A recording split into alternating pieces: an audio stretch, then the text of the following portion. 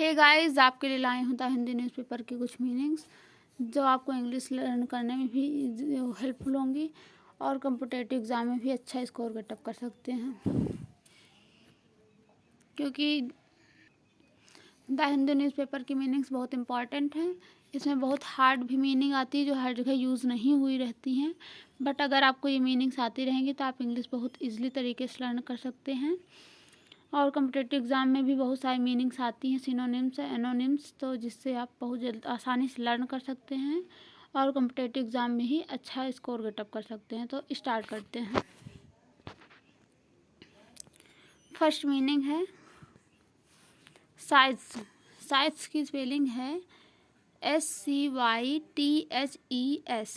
Size size means होता है घास काटने का आला, खेत काटने की हंसिया या काटना, यानी कि जिससे चारा या फिर घास वगैरह काटी जाती है तो वो मशीन को उसको जो है घास काटने की हंसिया कहते हैं, यानी कि उसको एक सिकल भी कहते हैं। एक मीन्स का सिनोनिम्स सिकल है। एज लाइक इस फिगर में देखिए कि पर्सन काट रहा है, ये तो अब प्रेजेंट की मशीन है, तो मशीन टाइप से इसे घास आसानी से कट जा रही है और इससे छोटी छोटी भी होती है जो कि इस एंगल में होती है। आपको फिगर बना के दिखा दे रहे हैं, ऐसे करके ऐसे होती है।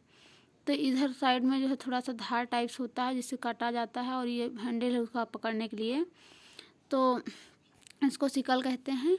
उसी कैटेगरी की होती है ये भी। ये प्रेजेंट टाइम की मशीन है नई, जिससे खड़े होकर के आसानी से काट सकते हैं खेत या घास काटने के लिए एकदम आराम से। एंड नेक्स्ट मीनिंग है डिसिपेट्स। डिसिपेट्स की स्पेलिंग है DISSIPATES। डिसिपेट्स मीन्स होता है नष्ट करना, बिगाड़ना, गायब हो जाना, छितराना, यानी कि इसका सिनोनिम्स होता है डिस्ट्रॉय या फिर रेउन।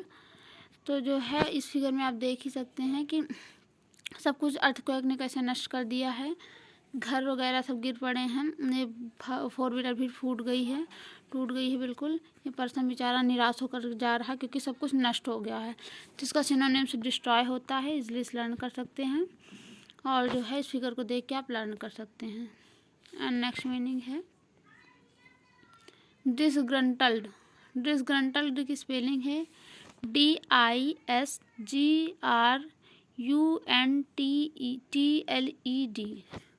डिसग्रंटल्ड मीन्स होता है असंतुष्ट, खपा, नाराज, क्रोधी, गुस्सैल, चिड़चिड़ा, यानी कि जो पर्सन बहुत जल्दी गुस्सा हो जाता है क्रोध से, इसका सिनोनिम्स होता है एंग्री। यानी कि एज लाइक इस फिगर में देखिए तो ये बॉस जो है इसके ऊपर बहुत ज़्यादा डिसग्रंटल्ड हो गई हैं। इनको अपना जो असिस्टेंस है उसका वर्क अच्छा नहीं लगा, या फिर जो है इनके जो भी इनका वो साथी हो, तो इसलिए उन्होंने गुस्से में सब कुछ फेंक दिया है। तो इसके लिए डिसग्रंटल्ड यूज़ कर सकते हैं। बहुत ज़्यादा फेमस वर्ड है जिससे आप लर्न कर सकते हैं, क्योंकि पर्सन बहुत जल्दी गुस्सा हो जाता है तो उसके लिए आप बहुत आसानी से यूज़ भी कर सकते हैं। एंड नेक्स्ट मीनिंग है रिवाइवलिस्ट। रिवाइवलिस्ट की स्पेलिंग है REVIVALIST।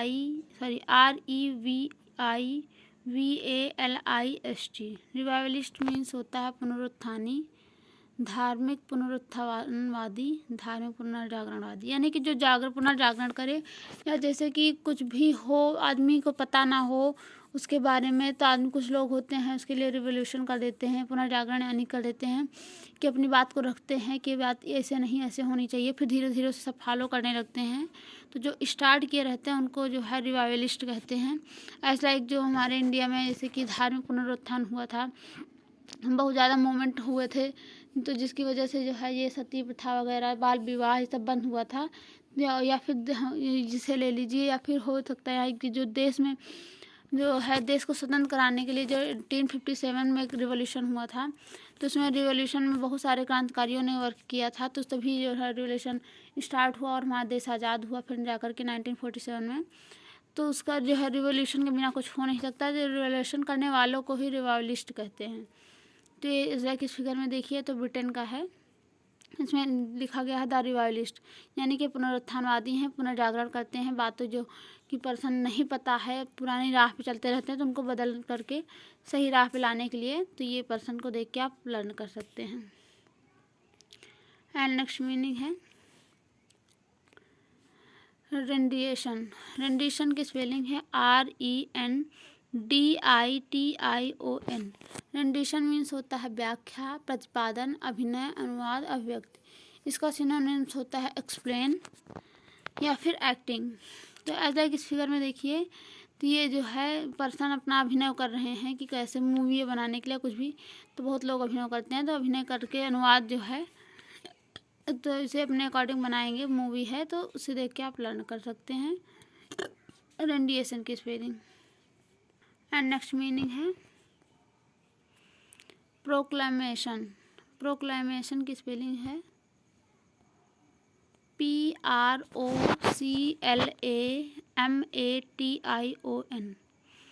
प्रोक्लेमेशन मीन्स होता है घोषणा, अपील, उद्घोषणा, ढिंढोरा, मनादी, मुनादी। यानी कि घोषणा पहले इस तरह आती थी राजा के पास, या राजा इसे देता था इस तरह में कि पहले तो ये जो है वीडियो कॉन्फ्रेंस या फिर प्रेस कॉन्फ्रेंस तो होता नहीं था, तो इस वजह से पहले राजा इसे एक लेटर में लिख करके देता था, और जा करके जो उसका मंत्री होता था और पर्सन जाके उसे अपनी प्रजा को सुनाते थे कि राजा की ये घोषणा हुई है, तो इसी को घोषणा कहते हैं। अब तो हैं राजा हैं या फिर प्रधानमंत्री जिनको कहते हैं, वो जो है प्रेस कॉन्फ्रेंस पे ही कह देते हैं, घोषणा कर देते हैं, जिसका सिनोनिम्स होता है डिक्लेयर, डिक्लेरेशन कह सकते हैं, या फिर अपील ही कह सकते हैं। तो यानी कि इस फिगर में देखिए तो ये दोनों घोषणा है, तो इसे देख के आप लर्न कर सकते हैं। इसका सिनोनिम्स भी डिक्लेरेशन है, उसे भी आसानी से लर्न कर सकते हैं। एंड नेक्स्ट मीनिंग है कार्ट्रिज। कार्ट्रिज की स्पेलिंग है CARTRIDGES। कार्ट्रिज मीन्स होता है कारतूस, यानी कि जो बंदूक में बंदूक में जो गोलियां भरी जाती हैं जिनको बुलेट्स कहते हैं, उन्हें कार्ट्रिज भी कहते हैं। यानी कि इस फिगर में देखिए तो ये जो है बंदूक में छोटी छोटी जो बड़ी बड़ी गोलियां भरी जाती हैं अनेक तरह की बंदूक में, तो दिखाया गया इसका फिगर, और ये कार्ट्रिज की भी ये भी फिगर है, तो इसे देख के बहुत आसानी से लर्न कर सकते हैं। इसका सिनोनिम्स बुलेट्स होता है। तो इस तरह इसकी मीनिंग है। और नेक्स्ट मीनिंग है एरोगेंट। एरोगेंट की स्पेलिंग है ARROGANT। एरोगेंट मीन्स होता है हठी, अभिमानी, हेकड़, अक्खड़, दम्भी। यानी कि जो पर्सन बहुत ज़्यादा अपने आप को प्राउड फील करता हो, जो घमंडी हो, उसे प्राउडी या फिर उसे के लिए हम ईगो पर्सन कह सकते हैं, ईगोइस्ट कह सकते हैं। यानी उसके नज़र में सब छोटे ही रहें, एज लाइक इस फिगर में इस पर्सन के जो है कि इसके अकॉर्डिंग पर्सन इतने ही हैं, तो वो उसे एरोगेंट कहते हैं। यानी कि बहुत ज़्यादा जो अहंकारी हो, जो अपने सामने सबको छोटा समझता हो, अपने आप को ही बड़ा समझता हो, तो उसे प्राउड पर्सन जो हो उसके लिए ये एरोगेंट यूज़ कर सकते हैं। इस फिगर को देख के आप आसानी से लर्न कर सकते हैं कि उसने अपने हाथ में ही हाथ की 2 उंगलियों के सहारे एक आदमी को पकड़ लिया है। तो इस तरह ये मीनिंग है। और नेक्स्ट मीनिंग है पैरामाउंटेंसी। पैरामाउंटेंसी होता है, पैरामाउंटेंसी की स्पेलिंग है PRAMOUNTCY। पैरामाउंटेंसी मीन्स होता है सर्वोपरिता, सर्वमत्ता, उसके सर्वश्रेष्ठता, यानी कि जो सबसे ज़्यादा श्रेष्ठ हो, सर्वश्रेष्ठ, जिसे जो है सुपर ग्रेट कहते हैं। तो सुपर ग्रेट इसका सिनोनिम्स कह सकते हैं। इस फिगर में देखिए तो ये जो है राजा पहले होते थे वही सर्वश्रेष्ठ होते थे, तो उनके लिए है कि इसमें लिखा गया है एक्सटेंशन ऑफ ब्रिटिश पैरामाउंटेंसी, यानी कि जो ब्रिटिश है उसकी जो है सर्वसम्मतता है, यानी कि जो इसकी जो पावर है वही जो है वो बढ़ा सकता है या घटा सकता है राज्य को या किसी को भी, तो उसके लिए जो है पैरामाउंटेंसी यूज़ होता है। लाइक इस फिगर में देखिए तो इसकी प्रजा कैसे घुटनों पर अपने पैर रख करके घुटनों पर सर रख दिया है, और उसने माफ़ी मांग रही है उनसे कि मैं ऐसा नहीं हो सकता, क्योंकि वो उनके जो है सुपर ग्रेट पर्सन होते हैं, तो इसलिए। और नेक्स्ट मीनिंग और लास्ट मीनिंग है पा। पा की तो स्पेलिंग बहुत ही ईजी है। इसकी स्पेलिंग है PA, पा, और इसके आगे भी PA जोड़ दिया जाए तो पापा हो जाता है, तो इसलिए आप लोग को तो लर्न हो जाएगी। तो इसकी स्पेलिंग PA ओनली है। पा मीन्स होता है देहात, गांव, देहात, अब्बा, ग्राम, बाबा। देहात की इंग्लिश एक और होती है सिनोनिम्स, इसका होता है रूरल एरिया, या अब्बा, ग्राम, बाबा यानी कि जिसको हम डैडी कहते हैं, पापा कहते हैं, फादर कहते हैं, कुछ भी कह सकते हैं, पिताजी कहते हैं, तो उनको जो है पा यानी कि पा में एक और पीए लगाना है, जिससे बन जाता है पापा। पापा मीन्स अब्बा या बाबा होता है। ग्राम विलेज को कहते हैं, देहात जो रूरल एरिया होता है उसको कहते हैं। तो पा बहुत ही ईजिली है, आप लर्न कर सकते हैं। मिलते हैं नेक्स्ट सेशन नेक्स्ट डे।